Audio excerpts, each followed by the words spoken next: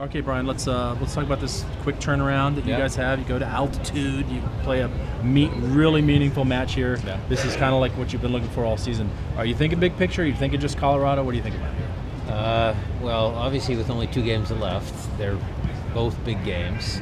We do have to focus on this game because, Portland's a ways away. Mm-hmm. We got that break in between. Altitude is all up here. Those guys can figure it out. They'll first 10 minutes, they get adjusted, they get their second win, they've played there enough so they understand it. But we're thinking about Colorado in the sense that, it is the 3rd game in a week. We need to be smart, we need to make sure we possess the ball in the right spots, and make sure that we're ready for a challenging game. Colorado's had a great season. You mentioned after the win in Vancouver that, and you mentioned this last week too, scoring goals at the right time or making the right moves at the right time is all about it. What has allowed? I wanted to ask you this last week. I forgot to ask you. What has allowed your team to do that lately? Is it just playing together more, having the guys all together and playing more together? I think this group playing consistently together has been a bonus, but it just comes down to making plays. I mean, earlier in the year we were making bad plays, or we were shooting ourselves in the foot.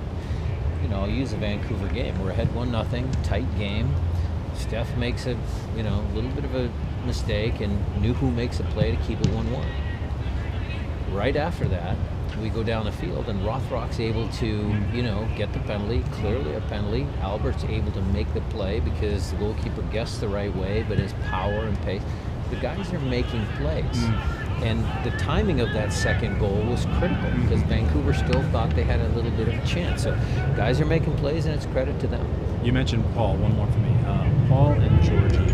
I don't know if you would characterize their addition as balancing out your lineup a little bit, but they are clearly threats you did not have at the beginning of the year, especially with the injuries. Yeah. Well, I don't know if balancing would be the word I'd use. I'd say unexpected surprises in a really good way. I mean, those kids have really done a lot to help the success of the group. I wouldn't have called it at the beginning of the year, but it's credit to them. Credit to the coaching staff for getting those guys ready to play. So, it's been a bonus for us. Like you said, they've seized their opportunities. I'm done.